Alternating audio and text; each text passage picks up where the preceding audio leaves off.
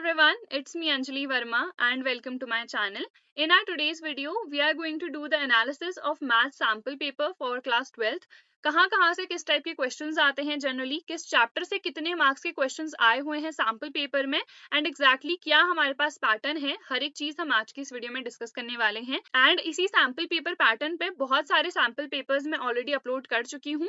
Telegram join कर लेना, वहां से सारी चीजें आपको मिल जाएंगी। सो टेलीग्राम नेम है study warehouse and link भी आपको डिस्क्रिप्शन में मिल जाएगी, जाके ज्वाइन कर लेना एंड वहां पे फाइल सेक्शन पे जाना, you will get a lot of sample papers. तो प्रैक्टिस करना भी डेफिनेटली स्टार्ट कर देना, जितने भी चैप्टर्स कर चुके हो उतने के ही क्वेश्चंस प्रैक्टिस करना स्टार्ट कर दो। अब देखो, सबसे पहले हम एक बार पैटर्न देख लेते हैं कि कितने हमारे पास एमसीक्यूज हैं, कितने केस स्टडी टाइप क्वेश्चंस हैं या very short long answer type questions. सबसे पहले हमारे पास ना 5 सेक्शंस यहाँ पे टोटल हैं, A B C D and ई।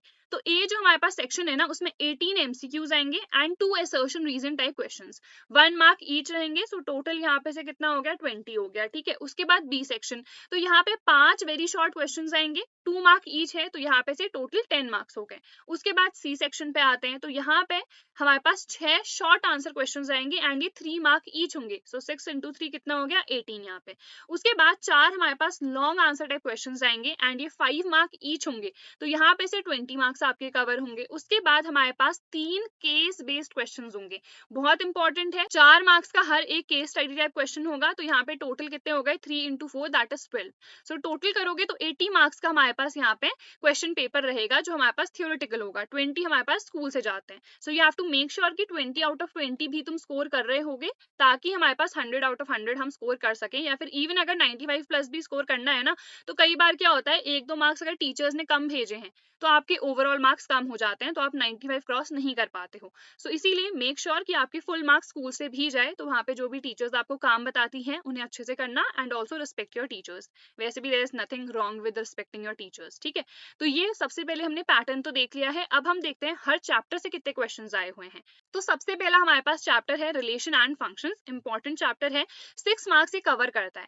एक असर्शन रीजन क्वेश्चन आया हुआ है सैम्पल पेपर में एंड एक डी वाले सेक्शन में, यानी कि जो लॉन्ग आंसर वाला है हमारे पास 5 मार्क का एक क्वेश्चन है, तो वहां पे से हमारे पास एक क्वेश्चन आया है। सो टोटल यहाँ पे 6 मार्क्स हो गए। ठीक है, अब ऐसा जरूरी नहीं है कि अगर यहाँ पे 6 मार्क्स है एंड यहाँ पे सैम्पल पेपर में एक 5 मार्क का क्वेश्चन आया है तो 5 मार्क का ही आएगा।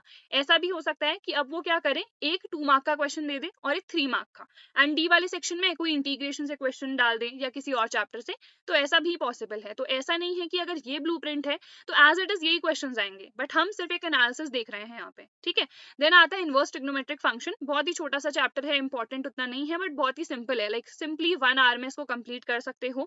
तो एक बी सेक्शन में क्वेश्चन आया हुआ है यहाँ पे 2 मार्क्स का। सो टोटल यहाँ पे से 2 मार्क्स के ही क्वेश्चन आते हैं एंड इससे ज्यादा यहाँ पे नहीं पूछा जाएगा, बिकॉज ये चैप्टर बहुत ही ज्यादा छोटा हो चुका है। सब चीजें इसमें जो इंपॉर्टेंट थी वो डिलीट हो चुकी है।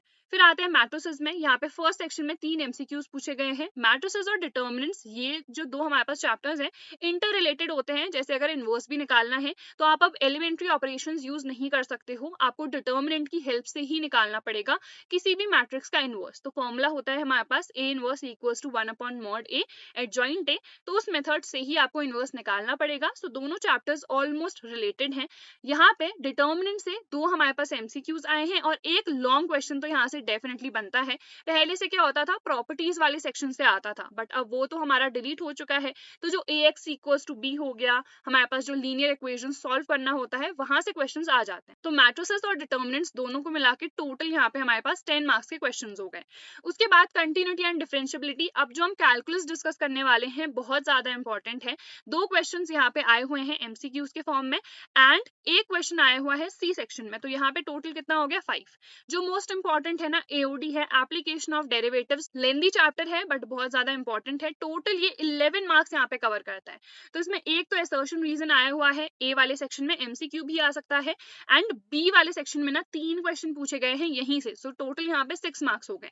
उसके बाद ई वाला जो हमारे पास सेक्शन है, उसमें एक हमारे पास केस स्टडी टाइप क्वेश्चन आया हुआ है। उसके बाद हम डिस्कस करते हैं इंटीग्रल्स, यानी कि अब हमारी सेकंड बुक स्टार्ट हो चुकी है। अभी तक हमने फर्स्ट बुक डिस्कस कर ली है। तो इसमें एक हमारे पास एमसीक्यू है, बी वाले सेक्शन में एक 2 मार्क का क्वेश्चन आया हुआ है और सी वाले सेक्शन में 2 क्वेश्चन आए हुए हैं 3 मार्क ईच। तो टोटल यहाँ पे 6 हो गया। यहाँ पे से इंटीग्रेशन से 9 मार्क्स के क्वेश्चन आए हुए हैं। जो एप्लीकेशन ऑफ इंटीग्रल्स है इससे एक क्वेश्चन 5 मार्क्स का हर साल आता है, ये तो तुम्हारा डेफिनेटली कंफर्म्ड है। बाकी चीजों में वेरिएशन आ सकता है बट यहाँ पे डेफिनेटली एक क्वेश्चन आता है एरिया कैलकुलेट करने के लिए। तो ये टॉपिक भी बहुत इंपॉर्टेंट है, बहुत ही सिंपल है, बस एरिया प्लॉट करना आना चाहिए, उसकी बेसिस पे आप इजीली कैलकुलेट कर सकते हो। उसके बाद नेक्स्ट है हमारे पास डिफरेंशियल इक्वेशन। ये जितने चैप्टर्स है ना, like continuity, differentiability, application of derivative, integrals हो गया, एओआई हो गया, डिफरेंशियल इक्वेशन, ये सब के सब कैलकुलस में आते हैं इफ यू आर कंफ्यूज्ड। उसके बाद यहाँ पे डिफरेंशियल इक्वेशन में 2 क्वेश्चन हमारे फर्स्ट वाले सेक्शन में, ए वाले में एक क्वेश्चन आया हुआ है, सी वाले में यहाँ पे कोई सी भी मेथड आपको दे सकती है, लाइक होमोजेनस डिफरेंशियल इक्वेशन है, लीनियर डिफरेंशियल इक्वेशन है, तो उसके अकॉर्डिंग ही आपको मेथड लगानी पड़ेगी। उसके बाद यहाँ पे 5 मार्क्स हो गया। वेक्टर्स की बात करें तो 4 क्वेश्चन आए हुए हैं एमसीक्यूज में, एंड ई वाले सेक्शन में एक क्वेश्चन आया हुआ था 4 मार्क्स का केस स्टडी वाला। यहाँ पे टोटल हो गए हमारे पास 8 मार्क्स। 3D की बात करें तो एक ही क्वेश्चन एमसीक्यू में आया हुआ है, एंड डी वाला जो हमारे पास सेक्शन है उसमें एक क्वेश्चन आया है 5 मार्क्स का, विच मीन्स कि ये बहुत इंपॉर्टेंट है। Total 6 marks. प्रोबेबिलिटी भी काफी ज्यादा इंपॉर्टेंट चैप्टर है, बिकॉज यहाँ पे सबसे पहले ए वाले सेक्शन में एक क्वेश्चन आया है, सी वाले सेक्शन में एक क्वेश्चन आया है 3 मार्क्स का, एंड ई वाले सेक्शन में एक क्वेश्चन आया हुआ है। केस स्टडी में ना प्रोबेबिलिटी से हर साल हमें कोई ना कोई क्वेश्चन तो डेफिनेटली देखने को मिलता ही है, इसमें भी बेस थ्योरम से ही आता है जनरली। तो यहाँ पे टोटल हो गया 8 मार्क्स। एलपीपी ये भी काफी छोटा सा चैप्टर है, इसमें भी आपको बस ग्राफ बनाने आने चाहिए, उसके बेसिस पे बस कॉर्नर पॉइंट आ जाएंगे।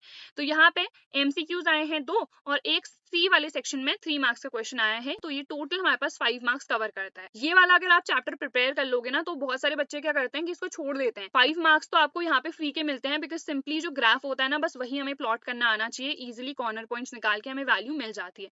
तो बिल्कुल भी मत छोड़ना। मैं तो यही सजेस्ट करूंगी कि ऐसा नहीं है कि एक चैप्टर को आपने बिल्कुल छोड़ दिया है, बिकॉज कुछ चीजें ऐसी आती हैं जो कि बहुत ही सिंपल होती हैं, तो बाद में फिर आप रिग्रेट करोगे कि इतना सिंपल सा था, हमने क्यों नहीं करा। तो इसीलिए सारे चैप्टर्स को बहुत अच्छे से प्रिपेयर करना। सारे वन शॉट्स भी मैंने डाले हुए हैं, जिसमें सारे टॉपिक्स हमने कवर करे हुए हैं फॉर 2024 बोर्ड्स।